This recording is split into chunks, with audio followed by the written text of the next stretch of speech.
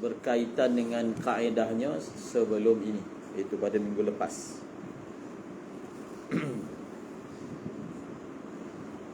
Dan bilakah ataupun mengapakah sesuatu nas itu ditakwilkan? Yang dilarang itu adalah takwilun fasid, seperti mana yang kita pelajari dalam usulul fiqh. Takwil ini ada yang sahih, ada takwil yang fasid. Takwil yang sahih pula ada yang qarib dan ada yang ba'id. Imam Al-Ghazali menulis kitab Qanunut Ta'wil. Para ulama kita meletakkan garis panduan bilakah boleh ditakwilkan, bilakah perbuatan mentakwil nas itu adalah dianggap sebagai la'ib, mempermainkan nas. Yang penting disiplin yang kita pakai, qawaid, dawabit. Justru apabila ulama kita mentakwilkan ayat-ayat ataupun hadis-hadis, maka itu sudah tentulah didasari oleh dawabit, qawaid, bukan semata-mata hawa nafsu. Maka ini antara nas yang kita boleh gunakan sebagai panduan ringkas. Kata Imam siapa nama pengarang kitab Jawharah? Imam Al-Laqani. Jadi Imam Al-Laqani mengatakan, wa kullu nassin awhamat tashbiha awilhu aw fawwid wa rum tanziha. Ini kita hafal, kita pegang. Wa kullu nassin awhamat tashbiha awilhu aw fawwid wa rum tanziha. Wa kullu nassin awhamat tashbiha awilhu aw fawwid wa rum, ramim, rum tanziha. Apa kata Imam Al-Laqani? Wa kullu, dan bermula setiap nas. Wa kullu nassin, dan bermula setiap nas. Awhama, yang mewaham ia nas akan tashbih. Tashbih iaitu menyerupakan Allah dengan makhluk. Wa kullu nassin awhamat tashbiha, setiap nas yang mewaham ia nas akan makna tashbih, iaitu menyerupakan Allah dengan makhluk. Nas-nas ini dipanggil apa? Dipanggil ayat mutasyabihat, ataupun dipanggil nususun mutasyabihat. Bila dalam ilmu akidah disebut ayat mutasyabihat ni, bukan yang pelajar hafiz maksudkan. Ayat mutasyabihat dengan makna dia punya ayat tu hampir serupa kan? Bukan. Ayat mutasyabihat ini maksudnya inilah. Maksudnya adalah kullu nassin yuhimut tashbih. Itu yang dimaksudkan ayat mutasyabihat di sisi ulama ahli akidah. So bila kita jumpa ayat-ayat seperti itu, apa kita nak buat? Contohnya ayat yang zahirnya mengisbatkan perkataan ain, mata, wajah, qadam, kaki, sak, betis, surah, nafs dan lain-lain. Faham? dalam Al-Quran ataupun dalam hadis. Jadi bagaimana Ahlus Sunnah berinteraksi dengan nas-nas tersebut? Kita nak faham dia macam mana. Apa dia punya panduan dia? Kena ada panduan. Ada orang yang mengambilnya secara zahir, lafaznya dan maknanya.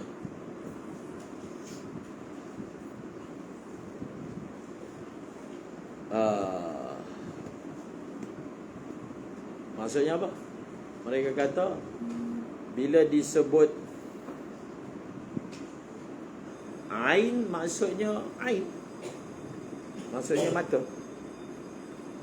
Bila disebut qadam dalam hadis, maksudnya qadam. Makna yang ma'ruf di kalangan kita, qadam tu maksudnya apa, kaki kan? Itulah makna dia. Kalau disebut yad, kalau disebut lain, maka maknanya adalah makna dia yang zahir.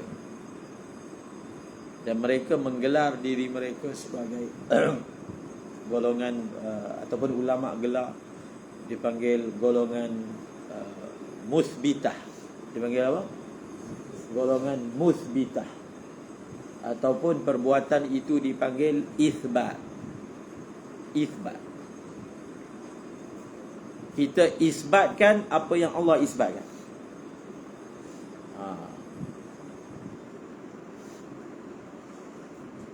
Isbatkan apa? Mengisbatkan lafaz dan makna.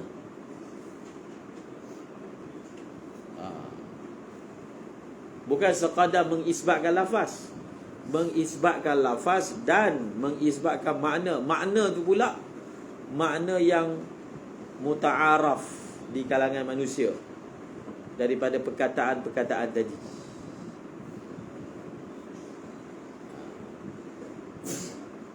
Cuma mereka mengatakan kita tidak tahu kaifiatnya. Bas. Maksudnya mata tu maknanya mata, tetapi kaifiat mata tu tak tahu. Kaifiat tu tak tahu. Mata yang kita faham mata tu apa? Suatu alat yang orang guna untuk tengok kan? Itulah makna dia. Kaifiat dia, madah dia, apa, cahaya ke, daging ke, yang itu kita diam. Bulat ke, kita diam. Faham? Al-jahlu bil kaifiyah. Dia bukan nafikan kaifiat, tetapi nafyul ilmi bil kaifiyah. Faham?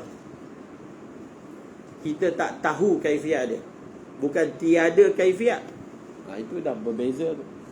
Adamul ilmi bil kaifiyah dengan nafyul kaifiyah itu dua perkara yang beza langit dengan bumi. Tetapi ini sebenarnya menjurus kepada mentajsimkan Allah yang kita dah sebut sebelum ini sebagai sesuatu yang dilarang dalam syarak. Antaranya adalah berasaskan firman Allah yang ibarat yang kita akan baca pada hari ini, laisa kamitslihi syai'un wa huwas samiul basir. So Ahlus Sunnah maka ada panduan ringkas yang dia boleh dijadikan satu, yang ia merupakan rumusan lah sebenarnya, iaitu apa? Awilhu. Ini yang pertama. Awilhu, hendaklah mentakwil olehmu akan dia. Dia apa? Dia nassin aw hamat tashbiha, ataupun kullu nassin aw hamat tashbiha. Hendaklah kamu mentakwilkan akan dia. Dia apa? Dia nas tersebut. Atau fawwid hu juga, cuma tak didatangkan dhamir untuk apa ni, syair. Awilhu aw fawwid ay fawwidhu, ataupun kamu tafwidkan dia. Warum tanziha, sama ada kamu takwil ataupun kamu tafwid. Dalam dua-dua situasi itu ataupun dalam dua-dua mazhab itu, sasaran kamu satu je, tanzih, mensucikan Allah. Faham? Warum tu maksudnya carilah, qasadlah. Rum maksudnya iqsid, qasadlah, sasarkanlah, tujulah. Faham? Tujulah kepada apa? Tanzih, mensucikan Allah daripada apa? Tanzih ay tanzihullah an musyabahatil khalqi. Maknanya kita punya dasar kita, sama ada kita ini takwil ataupun kita itu tafwid, dasar kita tanzih, mensucikan Allah daripada serupa dengan makhluk. Faham? Maka golongan yang bermazhab dengan mazhab takwil ni, ataupun dipanggil muawwilah, golongan ini dipanggil khalaf. Faham? Dan golongan yang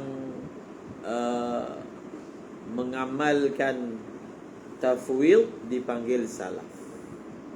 Dipanggil apa? Salaf.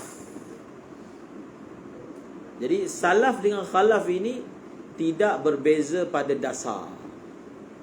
Dasar apa? Dasarnya adalah mentanzihkan Allah. Itulah dasar kita. Tetapi berbeza dalam maslak dan cara berinteraksi dengan ayat itu. Kedua-duanya akan membawa dan menjuruskan kepada satu je, tanzihullah. Cuma bagaimana kita nak berinteraksi dengan ayat-ayat itu, maka golongan salaf tafwid, golongan khalaf ta'wil.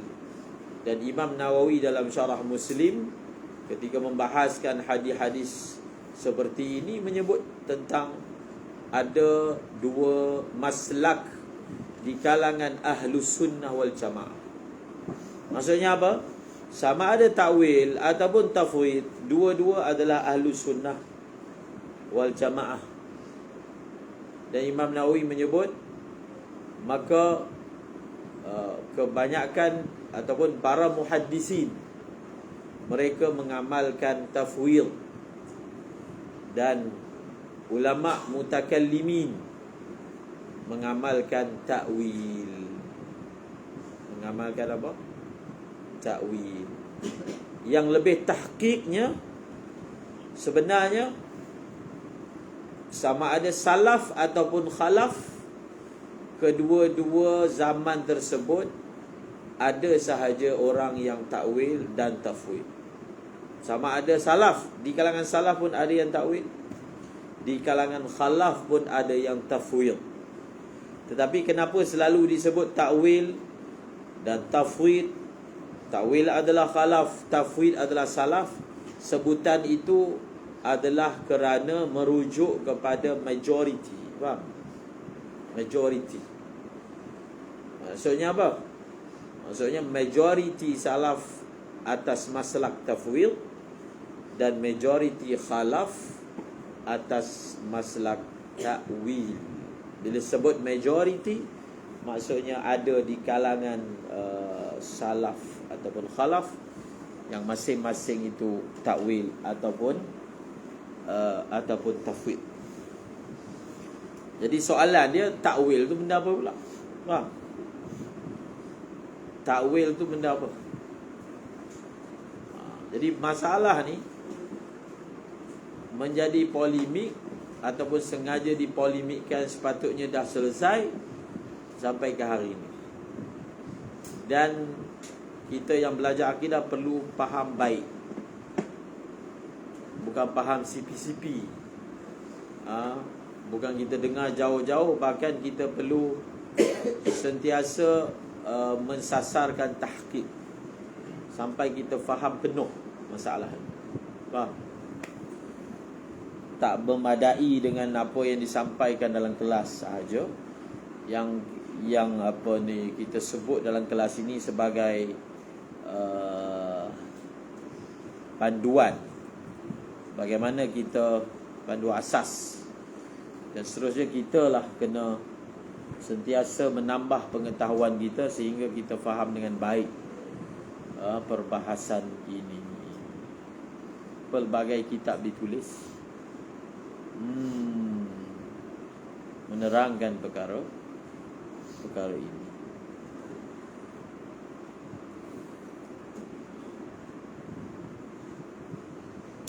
Okey.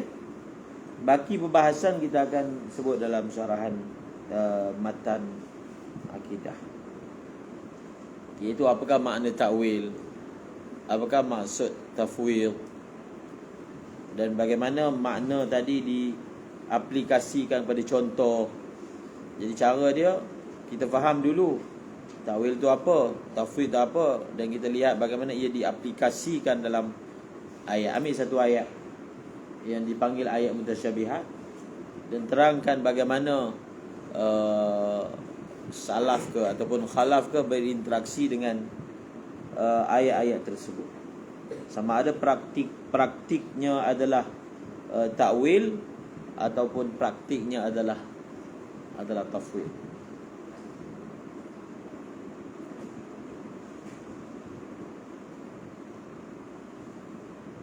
Bagi kitab ni Jamul Jawami' jilid 2, kamu tulis dulu matan je.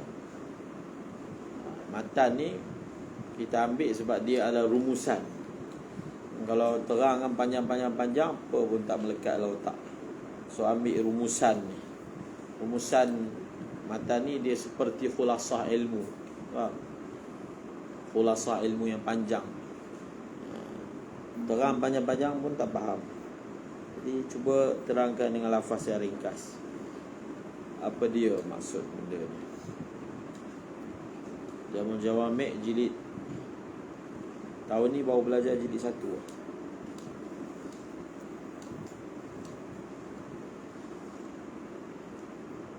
Ini ibarat daripada Imam Subki berkaitan dengan masalah ini.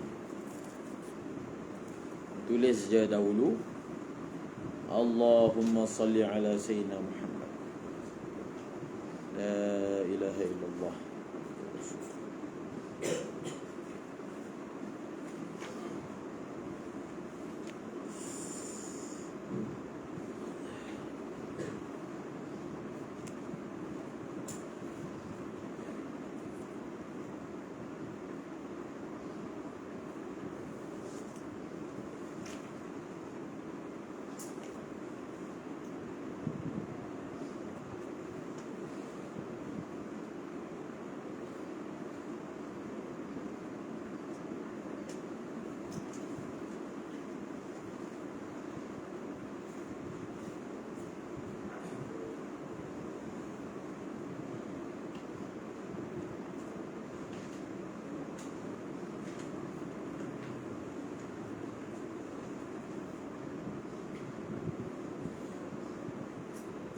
Jadi kata Imam Subki, wa ma sahha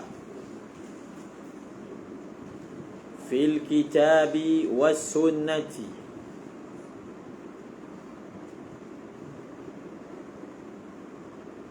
wa ma sahha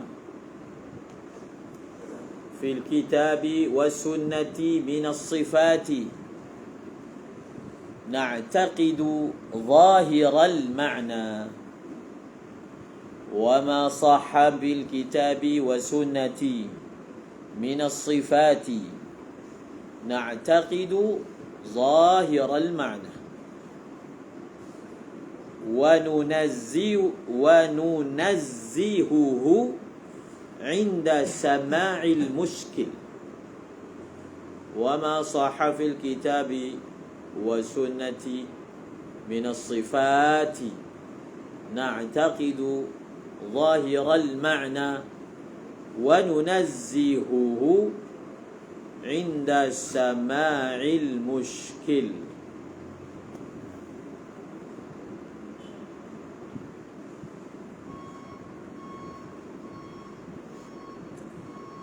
Thumma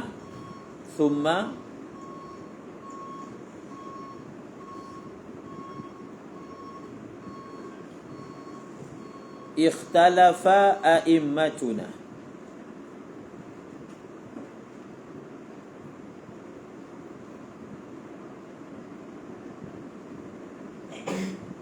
Ikhtalafa a'immatuna anu'awwilu am nufawwidu munazzihin.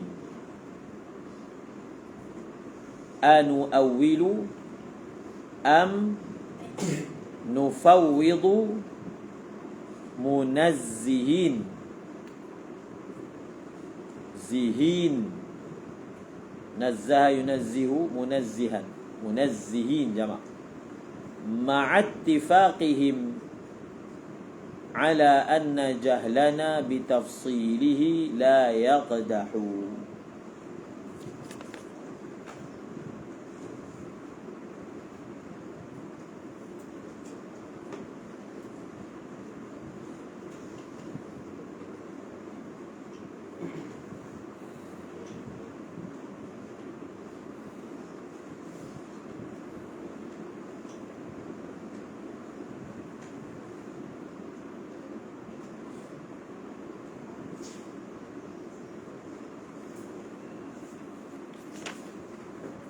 ثم اختلف أئمتنا أنؤول أم نفوض منزه مع اتفاقهم على أن جهلنا بتفصيله لا يقدح.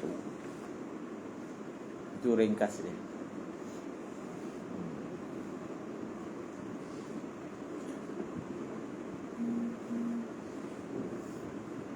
Jadi kata Imam Subki, wa ma sahha, dan apa-apa yang sahih ia fil kitab, di dalam kitab, was sunnati, dan sunnah,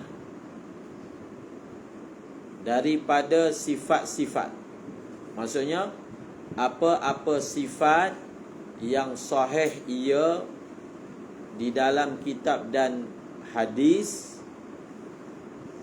na'taqidu, hendaklah beriktikad oleh kita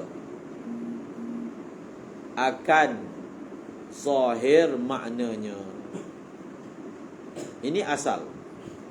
Mana-mana sifat yang sah riwayat hadisnya, maka kita wajib beriktikad dengan makna dia yang zahir. Tetapi dengan catatan wa nunazzihuhu, dan kita mensucikan akan dia Allah ketika mendengar yang muskil. Maksud yang muskil daripada masahha tadi. Tapi kalau yang muskil, yang mewahamkan tasbih macam dalam matan Jauharah tadi, maka ketika kita berinteraksi dengannya, kita kena sasarkan tanzihullah. Itu dasar kita.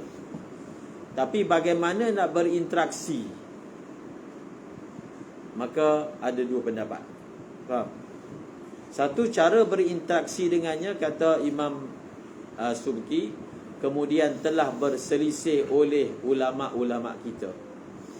Anu'awil, adakah kita mentakwilkan, am nufawwid, ataupun kita mentafwidkan, hal keadaan kita mensucikan. Maksudnya anu'awwilu munazzihin, am nufawwidu munazzihin. Maka ada dua maslak. Jadi perbezaan itu bukan perbezaan akidah. Jadi ini pun satu perkara juga. Bila orang kata takwil, bila orang kata tafwid, perbezaan itu bukan perbezaan akidah. Itu adalah perbezaan bagaimana berinteraksi dengan ayat tersebut. Satu kita takwilkan, satu lagi kita tafwidkan.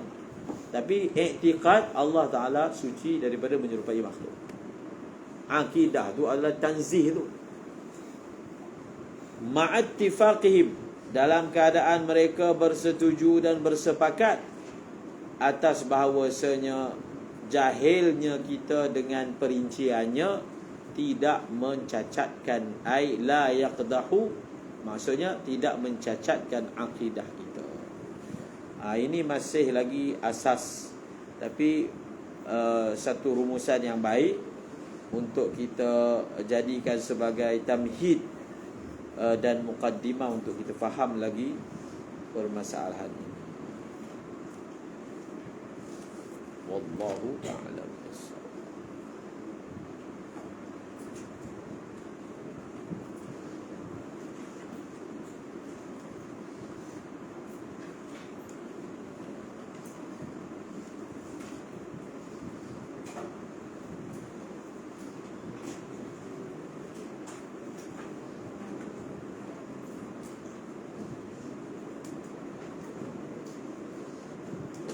Subhanallah.